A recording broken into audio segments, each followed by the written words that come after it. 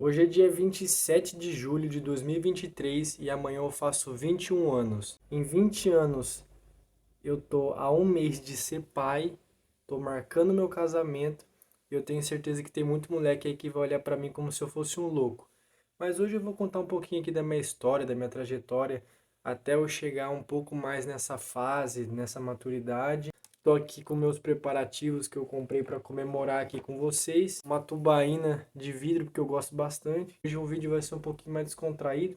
Quero conversar aqui com vocês e também dar um alerta em geral aí para a molecada que é jovem. Então, bora pro vídeo. Uma coisa que eu tenho certeza que eu sou um pouco diferente aí da maioria das pessoas de hoje em dia é que desde novo eu tenho a vontade de ser um adulto. De ser uma pessoa madura, aquela pessoa que trabalha, tem coisas a resolver, tem família para cuidar. Infelizmente a minha família não foi um grande exemplo de família constituída, uma família unida. Eu olhei para aquilo e quis fazer diferente com a minha futura família. Os meus pais são separados, mas eu lidei com isso de uma forma tranquila, isso acredito eu que não me afetou. Eu tive uma vida bem tranquila, não passei por tantas dificuldades ao ponto de falar, nossa, passei fome. Eu passei a vida média ali de um brasileiro que come, passa vontade das coisas de rico e não entende que não é rico e não pode ter. Mas meu pai sempre foi uma pessoa que tentou me mimar e a minha mãe sempre foi a pessoa que tentou não deixar meu pai me mimar. E eu ficava bravo com ele porque eu percebia a atitude dele e eu queria me sentir um homem, não um menino. Inclusive, eu acho que meu pai nem sabia disso, ele tá descobrindo agora. Eu tô com fome, vou abrir esse lanche aqui, senão eu vou ficar falando, ele vai esfriar. Uma batatinha. Olha o tamanho do bitelo. Não sei nem como é que eu mordo isso aqui, cara. Um dos jeitos do meu pai me mimar era comprando lanche. Eu era um pouquinho enjoado em relação à comida, e quando eu falava que eu não estava afim de comer, meu pai perguntava, filho, você quer que eu compre um lanche? E como boa criança, eu nunca negava esse pedido, eu não era louco. Essa forma de meu pai agir comigo fez mais efeito negativo do que a própria separação dele com a minha mãe. Afinal de contas, eu pergunto aí para qualquer um de vocês, será que a vida de quem trabalha, quer conquistar algo, quer juntar dinheiro, quer comprar alguma coisa de valor, dá para ser assim? Ah, não tô afim de comer isso, vou comprar uma comida aqui? Óbvio que não. Porque na minha cabeça de criança, R$ 20 não era algo caro. Mas faz as contas aí, 20 vezes 4, que são as 4 semanas, né, do mês, isso durante um ano todo, com certeza para um brasileiro normal faz muita falta. Aquilo se tornou um hábito para mim. O hábito de achar que toda vez que algo não era do jeito que eu queria, eu poderia ir para um plano B. E aí, Gabriel? Demorou para você entender o contrário disso, né? Meu primeiro emprego, eu tinha 18 anos e eu ganhava R$ 600. E adivinham com que eu gastava o meu dinheiro? Com comida e muita comida. Porque conforme eu fui crescendo, meu pai começou a parar de comprar lanche para mim.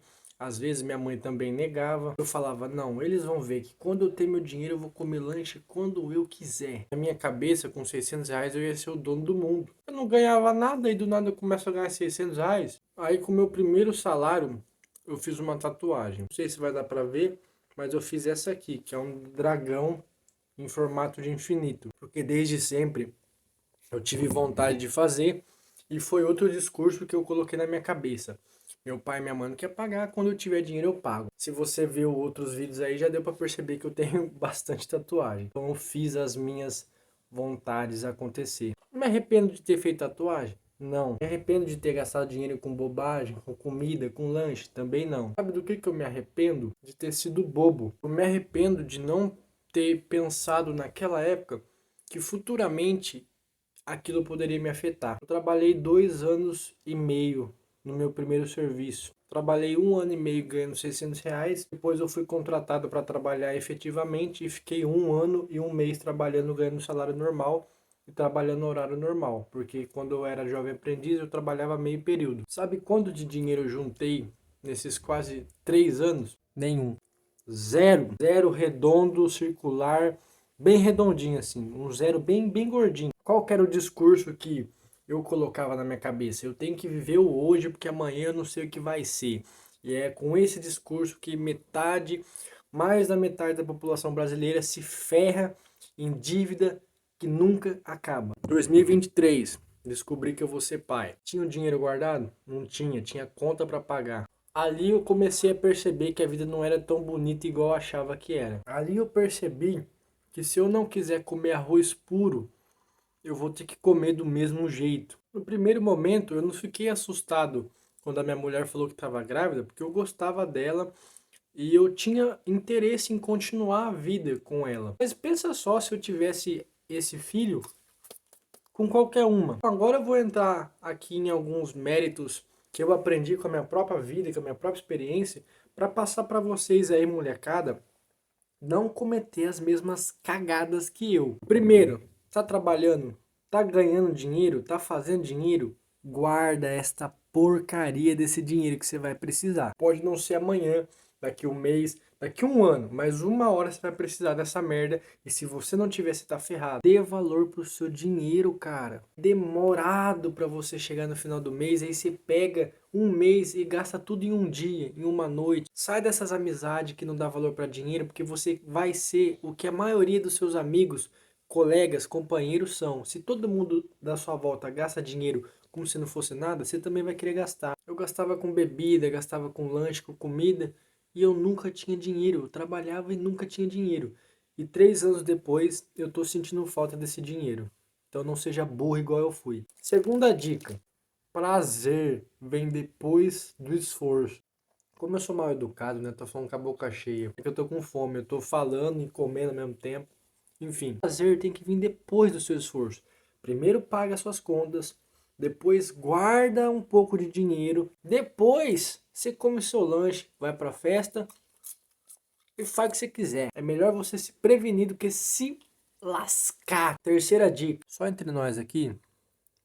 Eu sei que você tá louco pra furunfar, mas segura esse bingolinho aí, pelo amor de Deus. Você não tem dinheiro, não tem educação, não tem maturidade, não pensa em ser homem, porque ser homem não é uma transformação, é uma vontade diária, é uma atitude diária e de maturidade a cada dia mais. Se você não tem isso, pelo menos a vontade de ser alguém melhor, de trabalhar pela sua mulher, pelo seu filho, pela educação e o conforto dele e da sua mulher, guarda esse pingolim murcho seu no saquinho ali, ó, que se chama camisinha, você não fazer merda. Quando a gente tá sem Deus, a gente busca prazer em todo canto. A gente quer ir pra festa, aí quer ficar com alguém. Cara, não cai nessa ilusão. Não cai nessa ilusão. A internet é uma merda por isso, porque ela incentiva a fazer coisas que você não deveria ter feito. E agora eu quero entrar um pouquinho aqui no lado espiritual. Por que transar antes do casamento é pecado? Você sabe me responder? É por isso mesmo, o seu burro. Tem que transar com a pessoa que você sabe que tá ali com você. Por que sexo é algo exclusivo para casamento? Por que Deus fez assim? Porque você não tem certeza que essa mulher vai engravidar, vai continuar com você. Imagine que vida boa que você ia ter, né? Ter que pagar pensão pra uma mulher que você não sabe nem o sobrenome. Deixa de ser louco. Não faça essa cagada, não dê lado para esse desejo ardente. Espera, conhece a pessoa do jeito certo. Tá namorando? Se segura, porque o seu namoro não pode ser algo só para conhecer o sexo, conhecer o prazer. Porque você não sabe as vontades da pessoa, você não sabe se ela tem o mesmo interesse que você. Você fica 4, 5 anos só fazendo sexo com a pessoa e depois termina. Você jogou sua vida fora, você jogou esses anos fora. Conhece a pessoa, pergunta se ela quer casar, e se ela quiser casar, depois que você casar, você faz o que você quiser. Agora o último, porém o mais importante, se você chegou até aqui, não esquece de deixar seu like. Essa é a minha última dica. Deus. Sabe por que metade das coisas que você faz na sua vida não dá certo? Ou mais do que a metade? Ou tudo? Porque você não está fazendo o que Deus quer que você faça. Você pode ter certeza que tem alguma coisa reservada só para você fazer. Deus colocou você aqui para você fazer algo grandioso. E não grandioso do jeito que a mídia prega. Ser famoso, ser rico, ser milionário. Não. Cada um tem a sua grandiosidade. Você acha que se amanhã o Whindersson morrer, você vai ficar... Meu Deus, eu vou sentir falta dele o resto da minha vida. Não. Sabe por quê? Porque o Whindersson não é seu pai, não é sua mãe, não é seu irmão, não é sua esposa, não é seu marido. A gente sente falta de pessoas próximas da gente. Você vai ser a influência de muitas pessoas que estão em volta de você. O que que isso tem a ver com Deus? Tem a ver que se você não estiver fazendo a vontade de Deus, você não vai estar fazendo nada certo. E Deus tem isso.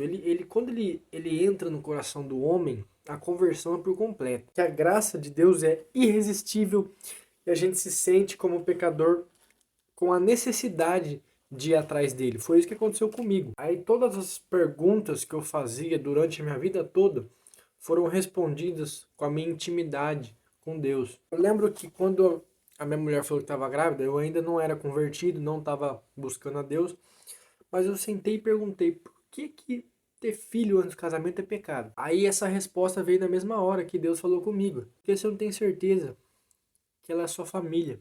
Não é porque ela tem um filho comigo que ela vai ser minha família. Que hoje em dia é assim, as pessoas têm filho, faz a criança nascer sem pai e sem mãe junto, aí fica a mãe do filho casada com outro cara e o cara, pai do filho, casado com... É um rolo da desgrama. Deus gosta das coisas organizadas, bonitinhas, endireitadas. E quando você entende isso, a sua vida muda. Dá valor para as coisas. Você vai conseguir fazer isso só quando você está com Deus. Porque quando você está com Deus, cara, você consegue passar por tudo. E o evangelho é muito mais do que hoje em dia as pessoas estão pregando aí, como se fosse coach, prosperidade, riqueza, luxo, fama. O evangelho não é isso. O evangelho é a graça de Deus. O evangelho é passar por tudo com Deus. Dificuldade financeira, dificuldade no relacionamento, dificuldade em tudo, até o ponto de você chegar e falar, eu não aguento mais. Aí Deus entra. Aí quando você tá na situação boa, tá ganhando bem, tá indo bem o casamento, tá indo bem a família, graças a Deus, não a mim. Porque se fosse por mim, nem vivo eu ia estar. Espero aí que esse vídeo tenha feito vocês jovens aí refletirem um pouquinho mais. Tem coisas na vida que a gente só aprende depois de se ferrar, mas se você se ferra uma, duas, três e não muda, infelizmente talvez você não vai nem estar aqui para contar a história. Antes que seja tarde demais, se arrependa dos seus pecados, vai atrás de Deus, que Ele vai estar lá de braços abertos te esperando. Até o próximo vídeo e tchau.